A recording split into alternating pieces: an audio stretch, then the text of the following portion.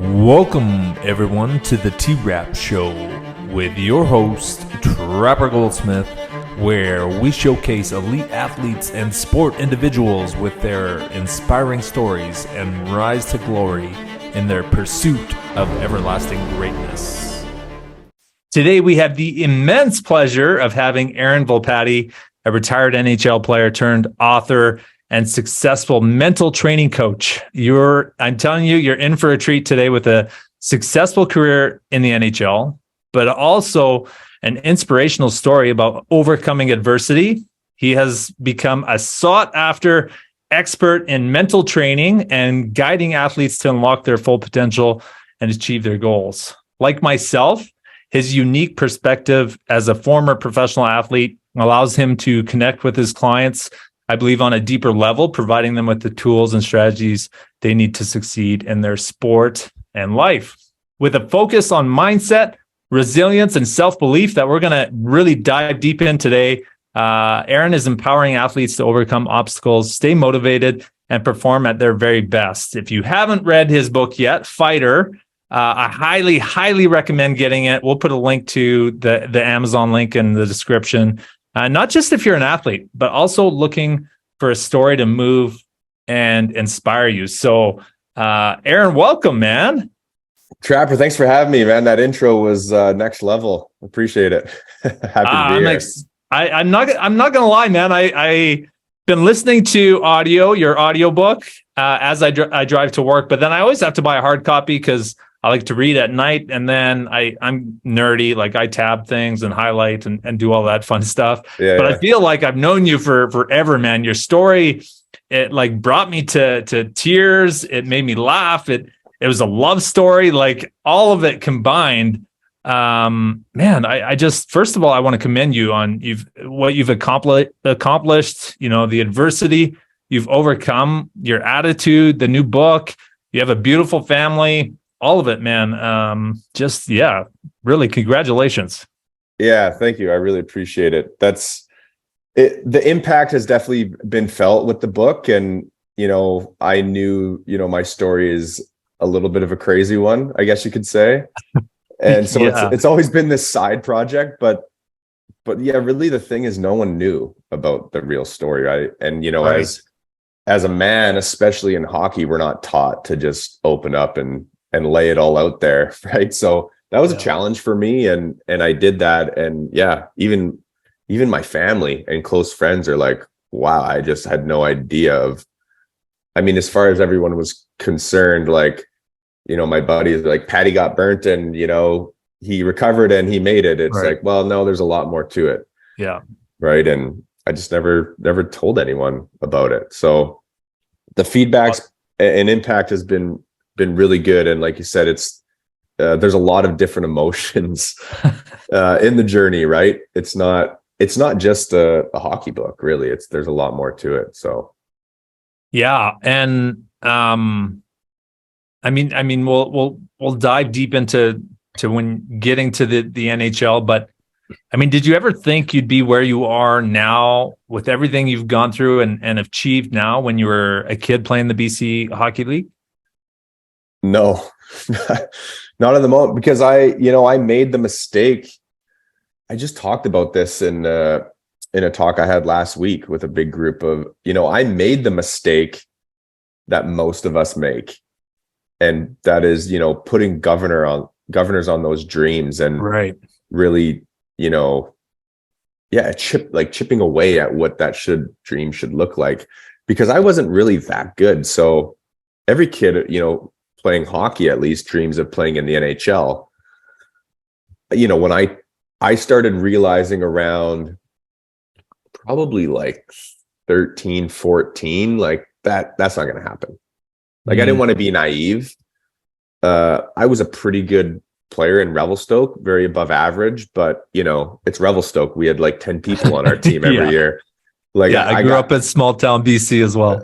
I got cut from all the select teams, and if I would have been in Vancouver or Kelowna, I wouldn't have made I might have made AA, but I wouldn't have made AAA, and played house hockey, and you know, got one goal my first year in Vernon in Junior A. So I just I didn't have a reason in my mind at the time to think I could actually go do that. Yeah. Right. Yeah. So I made that mistake. So having said that, do you think, because now there's, and this is another reason I love your story, is now there's such an emphasis, sport has progressed. And that's the nature of sport. You talked about the 4-minute mile and how I mean, that's pretty much a standard now. You want to run in the NCAA. It's probably 3 minutes. I don't even know what it is now. But the visualization you've mastered now, where you are with that, if you had a coach or someone that, brought that to you earlier, like, kind of in your minor hockey leagues, do you think your career would have progressed faster or you would have played longer in the NHL? I mean, I don't know about playing longer in the NHL just because of that neck injury. I think maybe because I practiced it, right, in the NHL, but I think going back, if I would have known this earlier, I think for sure it would have had some impact on performance. But with that said, like, you need to go through those rough times. And, it doesn't have to be a life-threatening burn injury, obviously, but, it's not just, the journey doesn't look like this. There's going to be ups and downs. And I think it's, so I like to use the analogy of Google Maps, right? Like, what happens when you put in your destination in Google Maps and you hit start, and what happens when you make a wrong turn or you miss a turn, right? What does it do? Recalculating. Yeah, right. So, but that's what our ability as humans to recalibrate is. That's what like grit and resilience is. And you don't just get handed that on a silver platter. Yeah. Right. You got to go find it. You got to build it, and you build it in those wrong turns, in the adversity. So with that said, absolutely, I think, the visualization piece would have helped me had I known it sooner. But you have to go through those times because you're going to need a lot of grit and resilience. If you have big dreams like that sacrifice, that obsession's got to match that, which I don't think a lot of kids know that these days. Right. And so I say, hey, this visualization practice is going to make a huge difference for you, like in the performance and on the belief side as well. But that's where it's important to instill that belief, because tough times, they're coming. Right. And what happens when you get there, right? If you don't have that, you probably fall off. Yeah. And it's those of us that can navigate that map and navigate those wrong turns that make it. Yeah. Right. And so, yeah, I think performance for sure would have increased, and, maybe I get a scholarship sooner. Right. But yeah, I think though, like, I know I could tell people now, like, I would never have made the NHL without my burn injury. There's no way. It's just, because I, again, like, uncovered this golden nugget of the power of the mind. Yeah. Right. And I don't get there without that. And so, okay, in your book, I got to read this staying over and over. You said, stay in the fight. Don't give up. Don't let the doctors tell you what you're capable of. Remember, the pain is your body healing. Visualize, live in the other reality. The pain will come again. Embrace it. It can't break you. So just staying in the fight, life, success, sport. I mean, it's all really just about staying in the fight. Someone said, a winner is just a loser that didn't give up. And I heard that the other day, and it's so true, man. We're so programmed to give up so quickly, right? And we're not wired for success, unfortunately. Right. We're just not. So that's what I said to myself over and over in the hospital, because you want to talk about pain and wanting to give up. It was relentless when I was in that burn unit, right? And the recovery to come back from that injury, to come back and play hockey when, like, listen, I'm not advocating for people to defy doctors or medical experts. For me, yes, I had to do that, but it was more, I didn't want to let them dictate my future, what was possible. They laid this gavel down, right? And it was more me not accepting that diagnosis or prognosis, right? Right. That doesn't mean, again, that didn't mean it was easy, but as you But read. But I mean, I know you mentioned it in your book, with Dr. Joe Dispenza, and I've read his stuff and Yeah. listened to it. Like, I mean, the placebo effect, which was a crazy book as well. Mhm. Yeah, you're right. You don't want to go on and go against medical recommendations and that sort of thing. But having said that, the mind can manifest almost anything. Totally. And Yeah. I've seen that over and over. Yeah, I like to say, your body can only take you so far. Your mind can take your body anywhere your mind wants to go, Yeah. right? And yeah, like I've lived that, and I just got thrust into this again, thankfully, and that's why, all these pieces of adversity, these wrong turns that I've had in my life, and there's been a lot of them, uh, they've all been a gift, every one of them in some form, right? Yeah. And every piece of success or greatness it's always been preceded by like very extreme adversity. And I know now that that's not an accident, Yeah. right? But you have a choice in those moments, right? Where I have this epiphany in the burn unit. I could have just rolled the dice and seen what happened. And I'll tell you, my life would look a lot different now if I had done that. Right. Right. Totally. I think that's what captivated me about your book, why I couldn't put it down. I literally read it like front to back. It was like, okay, you started with the burn, and then you're working through that, overcoming that. Then you went to university. I was like, okay, like sweet, this is where things get good. And then it was like another setback.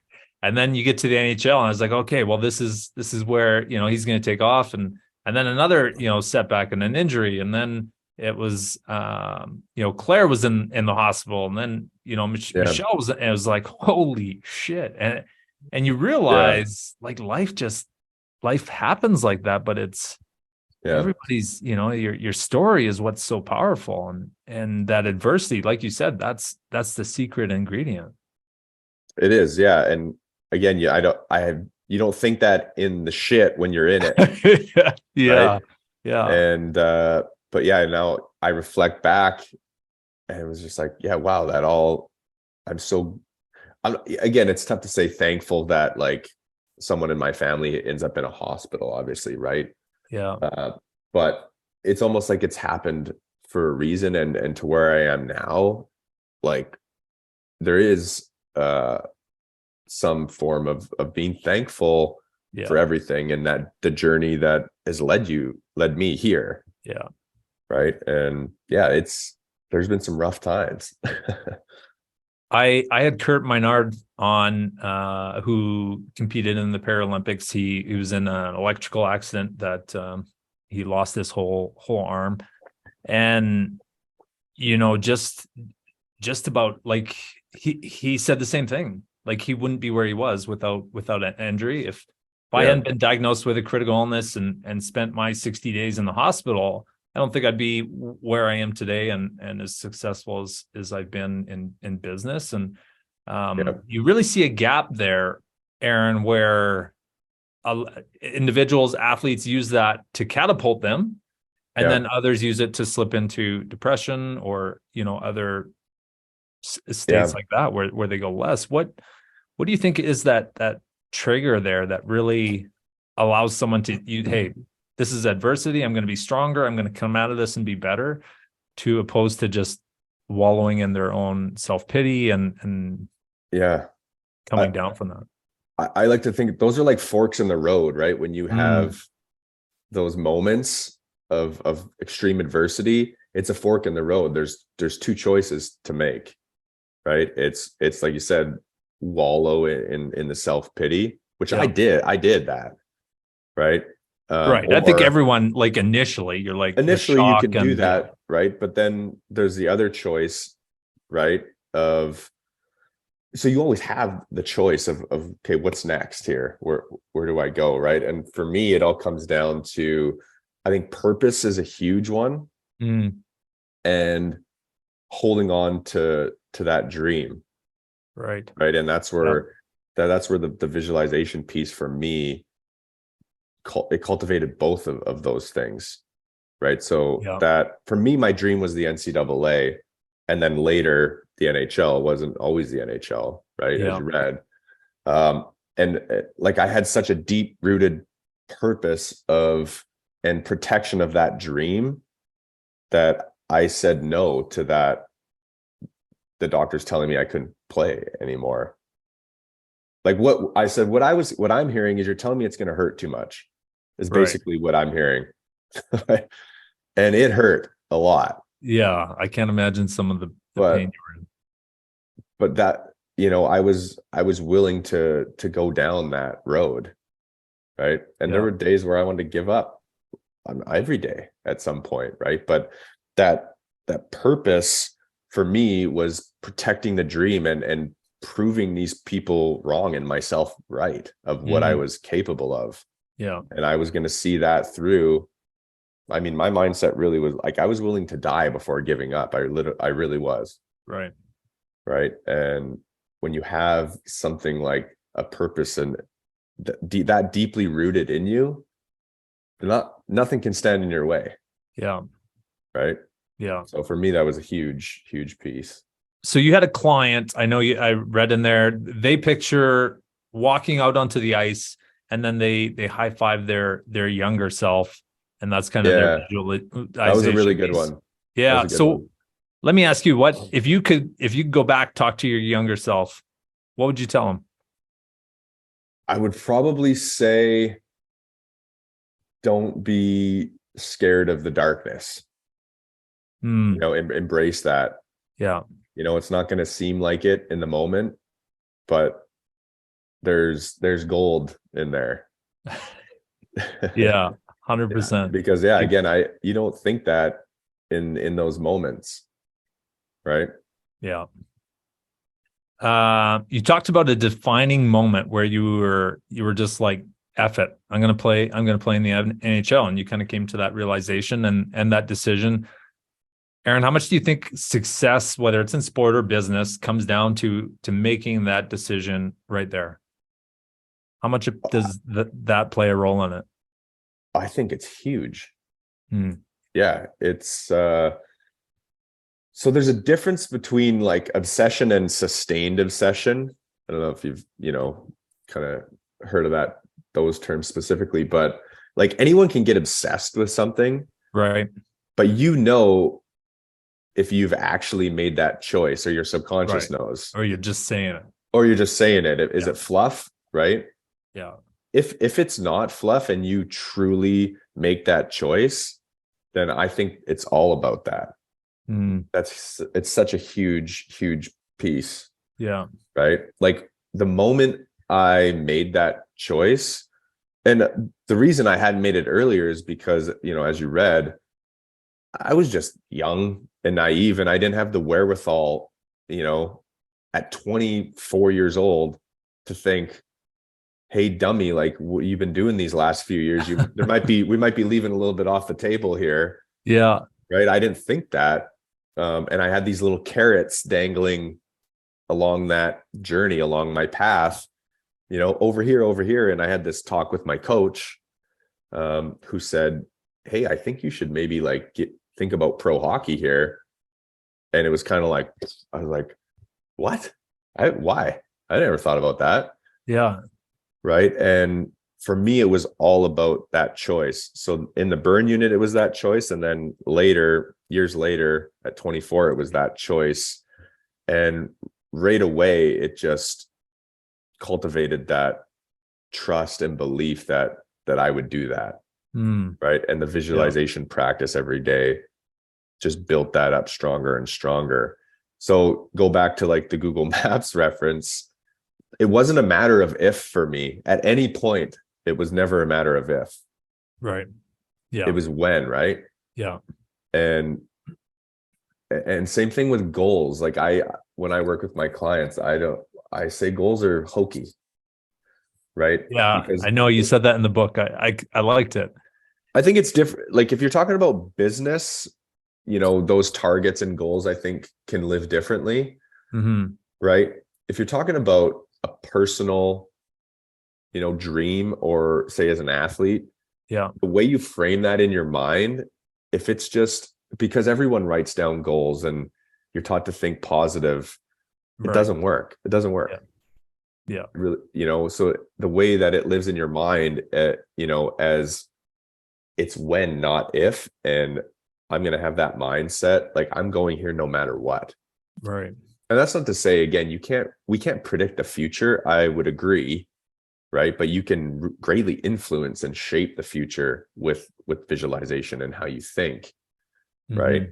Hmm. And yeah, I get, like when I work with whoever, I'm not going to guarantee you that you can become an Olympic gold medalist. I'm not saying you can't, absolutely, right? And Yeah. maybe you end up like right below it, and that's still pretty awesome, Hmm.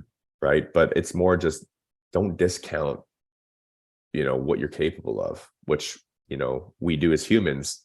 We're wired to have those limiting beliefs of what we can actually accomplish. Yeah, which is So it's more just knocking those walls yeah, down, right? yeah, yeah. And it goes back to like goals. Really goes back to what you said. Like if you're saying, "Oh, I want to play in the NHL because you think that's what your parents want or that's what your coaches want," like it's the same as just writing down goals. If you're just writing them down because, oh, well, this is what we're supposed to do, or do you actually believe it Right. to the core that, man, I will lay it out all out on the line. One of the things I do is I keep a winning resume. Yeah. So it's in my goals binder that I read daily, and it's all my wins I've had, whether they're in sport, Yeah. business, life, and I go back and it was a decision. Then it was an Yeah. all-out commitment to do whatever it took to get there, Yeah. on every one of those cases, and that's where, yeah, like it's not a goal. You just know it. Right. Yeah. When you set the goal, if that's what you want to, call it, Yeah. and then you just continue on as you did, and let the chips fall where they may, that's a hope and a wish now. Right. Totally. That's what most goals are. Yeah. They're hopes and a wish because, are you truly doing what needs to be done to go there? Yeah. Right. And if you have it reframed in your mind, and that's where visualization and cultivating that belief will drive obsession, right? Right. Do Totally. shit that no one else wants to do, right? And the most successful people are those people, you got your freak natural talents in any sport, sure, but that's pretty rare, Right. right? Most people have done things that 99.9% of people don't do, Yeah. right?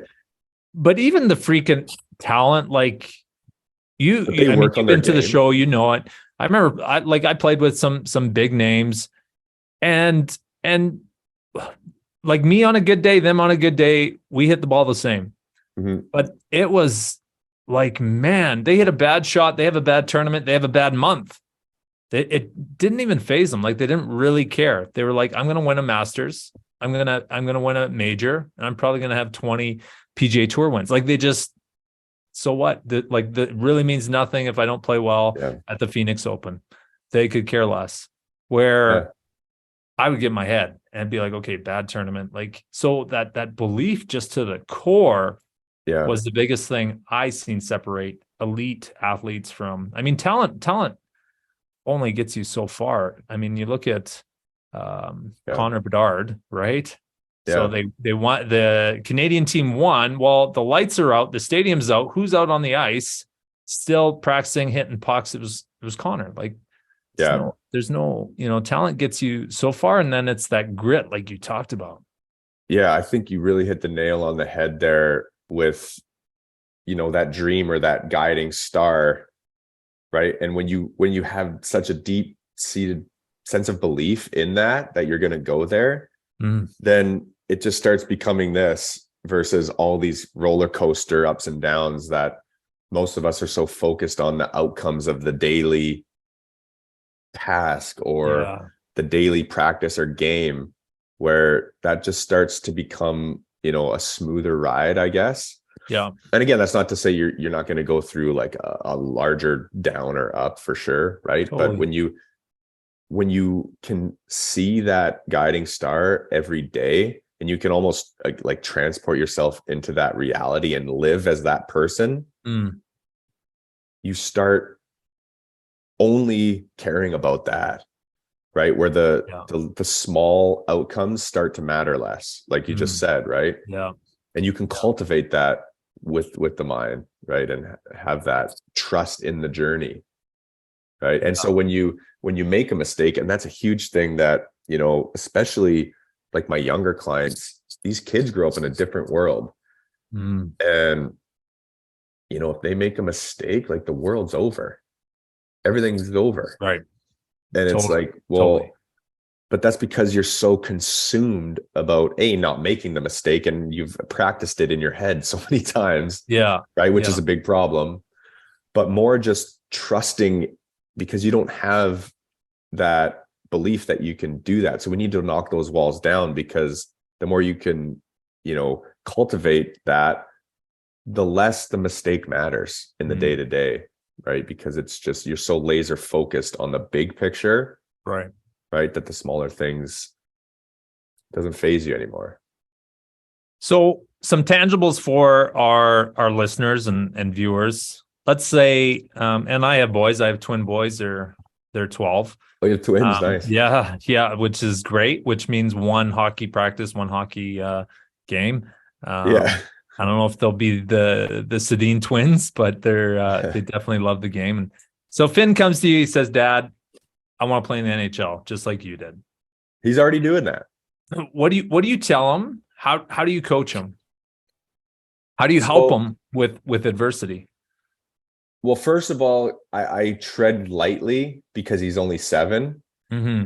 And right now, I say, buddy, just like right now, you got to have fun. Mm.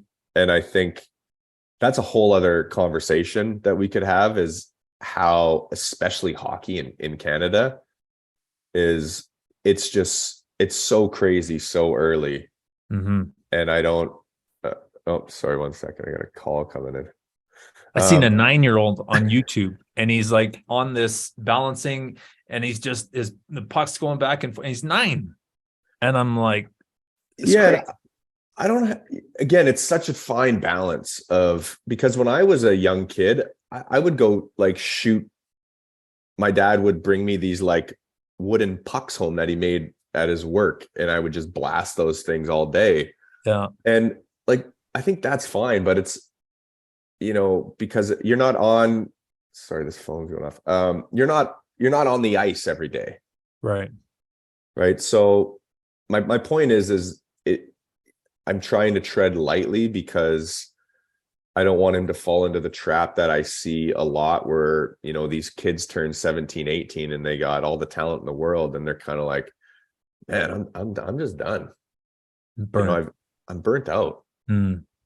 So I think, and that's where it's tricky. I think it's really important to be a kid when you're, you know, until, and we could have this debate, but, when you're like, 13, 14 and you want to specialize, like, absolutely. Mm-hmm. Like that age of, say, 14 to 20, like that's go time. Like if you want to do something special here, it's time to go. Right. Right. But it's the full-time job at 9, 10 that, and that's where I would tread carefully with Finn. And I'd say, like, you got to be a kid, man. You got to go play other sports, go play on that dirt hill over there, go play road hockey like that. Do kids play road hockey anymore? Like they're on the ice every day of the year. Right. Yeah. Right. So Yeah. anyways, that's my point, is I tread carefully there. So he'll say, like, he's like, he thinks he's going to be in a famous rock band and play in the NHL. And hey, I'm like, I dream big, man. That's what I preach. Absolutely. Why wouldn't he dream big? 100%. And I think you got to hold on to that. But so my dialogue with him is, I love it, dude, but I say, you know how hard that would be, right? And he doesn't. And so he says no. And I'm like, it's going to be really, really hard. And I'm not saying you can't do it. You absolutely can. Right. So it's just more that putting that birdie in his ear versus thinking it's just going to happen. Right. Right. So he's young, like I said, but yeah, like once he gets older, then I would drive he knows, and he knows about, my book and most things about my journey. Right.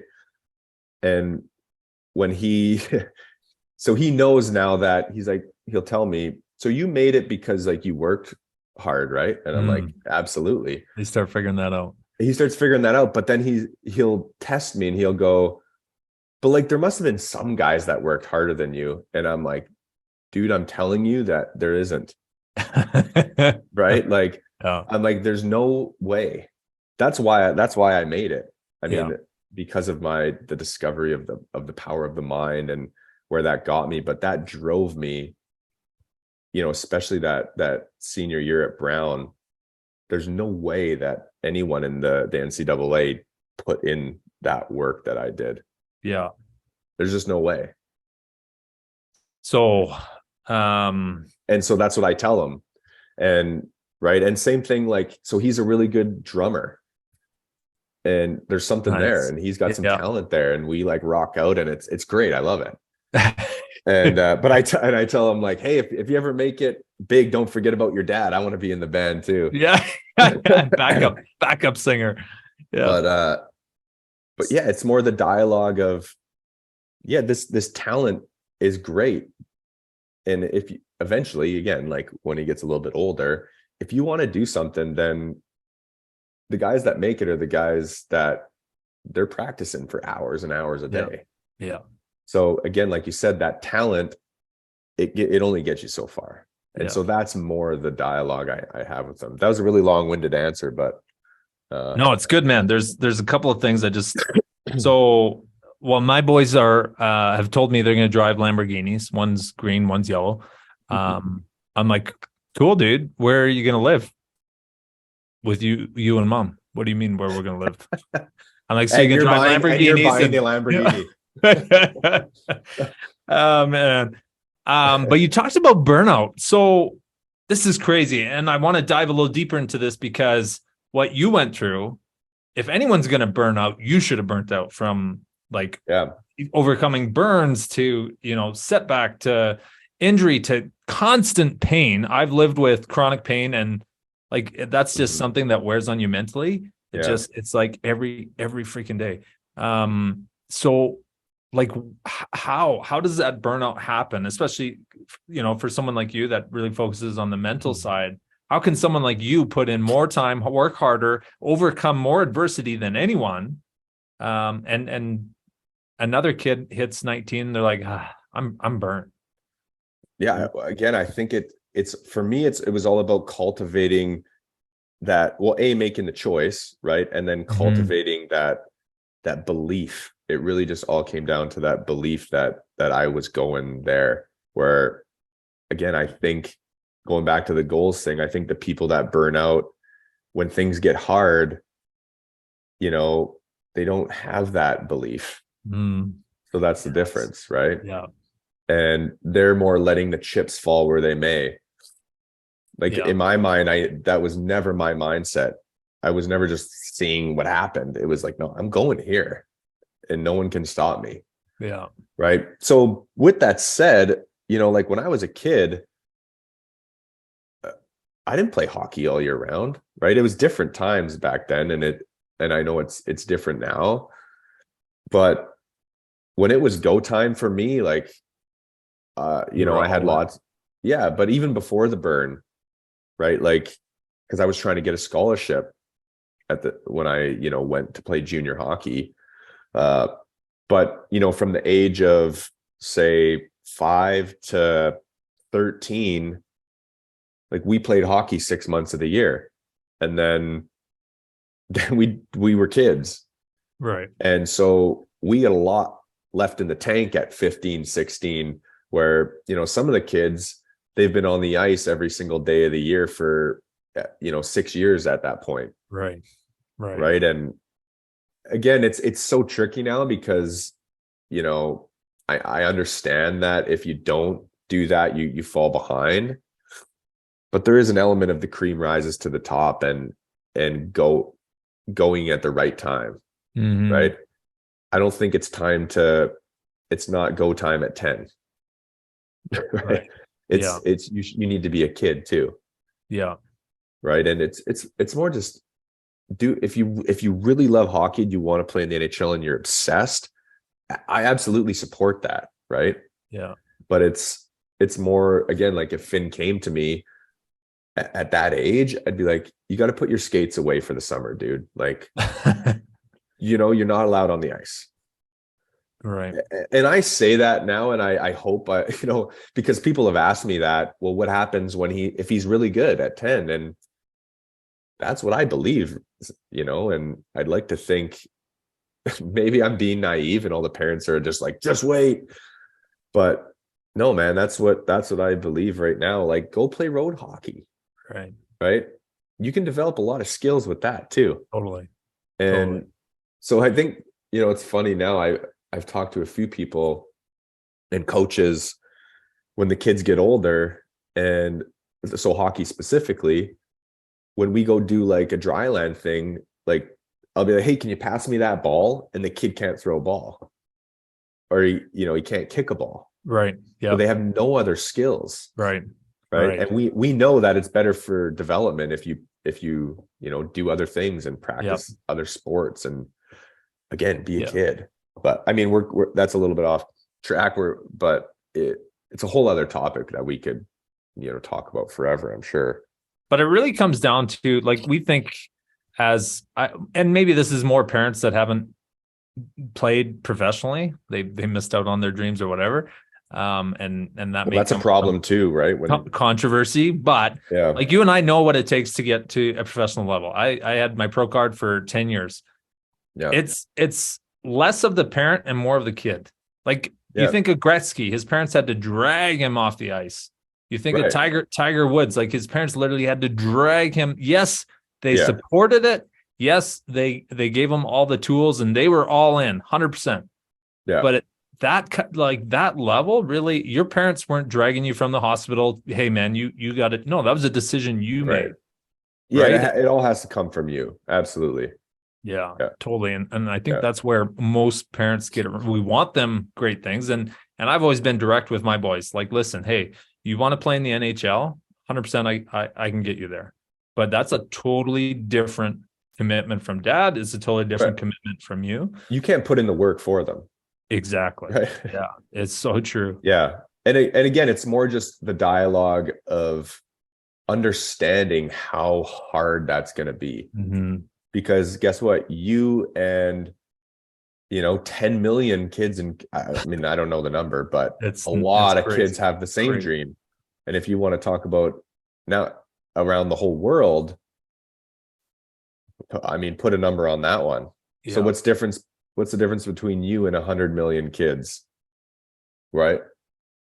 It's the work. It's always been my name. Not talent. Yeah, it is. Yeah. Yeah. I'm the one and only Trapper Goldsmith in the world. Yeah. There you go. Okay, man. So you work with clients and I loved your analogy. You have some great analogies and talking about a sled going down and gets stuck in the path. Yeah. The older we get, our old programming, like it gets ingrained. And a great book I also read, continue to read, is What to Say When We Talk to Ourselves. I'm not sure if you've, but it's along same lines. You find it easier to work with younger clients that don't have that old programming or limiting beliefs so ingrained than older clients? What do you feel you have to work differently with either of them? Yeah, I think there is an element of sometimes the quickest change can happen in the younger kids that I work with, because there is an element of plasticity, I think, there, where they've been hardwired since, say, whatever age, 7-ish years old, well, they haven't been down that toboggan path as much as, someone Right. our age, for Yeah. example. Yeah. Right. Where, like you said, it can be really, really difficult to get out of that path because you fired it for decades. Mm. Right. Yeah. Yeah. So yeah, it's a little more challenging for sure. And really, so there's two things, especially with, the older, like professional clients, say, or even people that are older that want to be a professional, right? But do they have the belief? Right. So the number one is the consistency, right? Yeah. And I tell people, I'd rather you visualize a little bit every day than, once a week be like, shit, I forgot to do my visualization this week. I'm going to sit here for 40 minutes. No, I'd rather just consistency, because you're just slowly, again, that snowfall. If you think about the toboggan analogy, there's Right. a little dump of snow there, and you might touch a little bit of new ground every day. That's what we want. Yeah. Yeah. Um, and then I was going to say something else too. Uh, it'll come to me. But yeah, that's the big one, is just the consistency, right? Right. And And then and I liked how you said in the book, you said, I don't know, some people, like, maybe when you're younger, 21 days, you do it for 21 right. days and it's great. Or maybe it's 6 months, like the timeline, I don't know, but you really, it's that consistency, like you said, sticking with it. Yeah. I Yeah. think I always find I call it like the switch, or there's a moment with every client that I work with where everything changes, and then there's buy-in, Mm. right? And not that Yeah. there's not always buy-in to start, but some people are like visualization voodoo, right? Wow. Like no, Most people, there's though, anything, they need a result. If I'm going to try a right, diet, I don't get a result after a week. It doesn't work. I try right, visualization. It doesn't work after a week. yeah, Man, that voodoo stuff doesn't work, right? People, right, and that's just the majority of people. They need results. yeah. And with that said, I find that switch will often happen earlier with the younger Mm-hmm. clients, and it Yeah. sometimes takes a little bit, because again, there has to be consistency there, Yeah. right? And so by the switch, or that flip, I mean something that they've imagined or that we've worked on and visualized happened, and then they're like, mind blown, Right. wow, Yeah. right? And then, so there's two types of visualization. There's what most people think of, which is the rehearsal imagery, and that's like executing the skills in your sport, right? Yeah. So in golf, it's me visualizing going out and playing my round, say, Yeah. right? And then the other type is the belief imagery, and that's where, I teach like my clients, direct and write this movie of what you want your life, this journey to look like, Yeah. right? And you literally think about it as a movie. Yeah. And so the other key piece there is cultivating emotion, right? So, and that's like similar to, the Joe Dispenzas and all these things, right? It's so true, where you can't evoke change in the brain without that emotion and experience, right? And when you do that, so that when they have buy-in on the rehearsal imagery side, Yeah. and something that they've imagined, scoring a big goal in a game, and then they go out and do it, and they're like, holy shit, like I want to do this more now. Yeah. Right. And then it's like, okay, I want you to do that on the belief imagery side too. And then you start cultivating belief. And if you can make it emotional, then you start really, really driving home that belief. Yeah. Because you're essentially transporting yourself into this other reality, which your brain goes, when you can create that experience, which takes a lot of practice to do. Right. Your brain goes, I really like this version of Aaron. Like Totally. that felt pretty damn good. Yeah. And I'm going to make sure that happens. Right. Yeah. That's where that flip happens, where there's total buy-in. Right. Yeah. That's so good. Kind of wrap. I feel like we could go, you get me talking on the mental side, and your story, man, we could go all day. But just as an athlete, we're very focused. Like you have one goal. I'm not trying to run several businesses. I'm not like, you just get so hyper focused. And I think, and some people might argue with me, but I think the path to becoming a professional athlete is very simple. Like it's like climbing Everest, right? You just got to climb to the top. Like that's the path. But getting there, that's the challenge, the variables, the weather, all of that. So that was easy to, like, you made that decision. You're going to play in the NHL. Boom, that's made. Talk about, like, what's your focus now after sport? You have the book coming out. Do you find it more difficult now to have that, like, hyper focus and that same passion on a goal or just your to-do list? As you refer to it. Yeah, you're right. I totally resonate with, as an athlete, it's just the one thing, right? Yeah. And it's basically how long can you stay in the fight to get there? Yes. Right. Where now for me, it's like, well, I have like a bunch of things going on. Right? Exactly. I have my coaching business. I have the book. I have my speaking business. And yeah, that's been a learning curve for me, is to, like, where do I spend my time? And it's like any business, right? Like even in your business, where do I spend my time today that's going to get me to where I want? And where I want to go, there's actually a bunch of things there. So now when, like, my visualization practice, for example, looks a lot different now, right? In my ending of my movie, it was again, like you said, laser focused as an athlete. Now there's like a bunch of things in there, right? Whether be around the book or how I want my speaking business to go, and like rehearsing that, right? And so do you change that on a daily basis based on what you're doing today? It's like, okay, I got to promote the book, I got to speak with. Do you change your morning visualization to what you have to do that day? I'll tailor it a little bit based on, maybe what time of year it is. Like if I got a big push for the book, or I have like, 5 keynotes coming up, or I'm launching like my online course. Right. They all live in my visualization, but again, depending on what time of year, then I'll spend like a bit of extra time there, kind of thing. Right. Yeah. And so for example, like flipping it to the athlete, you can always tailor that visualization. So when you direct and create this movie, like let's say it's a game day, for example, and you have this movie, well, you would just tailor it to spend a little bit of extra time on the rehearsal imagery areas for that night, right? Or that day, or whatever. Where again, it's when you do that, and if you've done that from, like, so say hockey, for example, when you've played that game in your head from, say, Monday to Saturday, right, and you've scored hundreds of goals in your head, and you've made those plays in your head hundreds of times, your brain, when you get there, will just be like, oh, we've done this. I've seen this movie. I've seen this before. Yeah, exactly. So but that's where the consistency comes in, right? Right. So my point is, you tailor it, and that's what I do. What I've learned to do now is, I tailor it.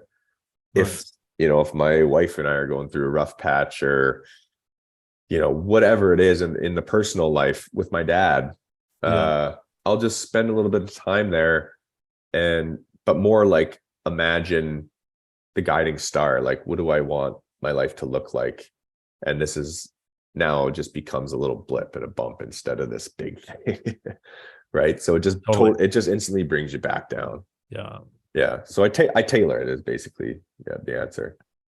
Nice. Awesome, man. I mean, your book's out there. Where's the best place for people to find you? Yeah, my website is probably the best. Just my name, aaronvolpatti.com. There's you find info on the book, on the visualization programs. Your course is on there as well. The course is on there. Yeah. Speaking, everything's on there. So that's probably the best. And my social media is just my name as well, Aaron Volpatti. So awesome, man. Well, today we'll stop the live here and then we'll wrap up. But Fighter, unbelievable book, Defying the NHL Odds, which I think you defied the life odds with what you've been through. highly, highly recommended. Aaron, I appreciate your time spending with us. Your mental insight, I think, is what you're doing is a huge asset to athletes and any elite individual, that whether it's an entrepreneur or business owner, wants to achieve success. So it's been a real honor, man. Yeah, thanks, Trapper. It's a pleasure, man. Thanks for having me. Yeah, absolutely.